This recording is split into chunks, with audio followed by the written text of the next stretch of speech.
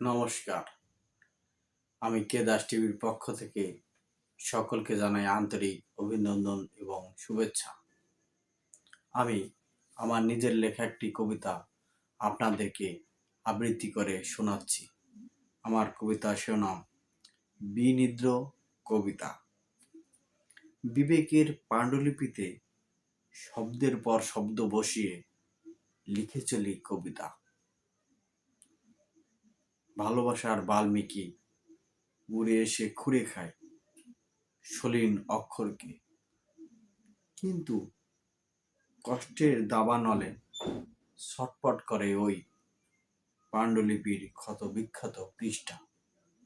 অথচ সলিলতার অভাবে বাসি হয়ে পড়ে রয় বিনিদ্র কবিতার বিছানা। ধন্যবাদ। এই ছিল আমার কবিতা।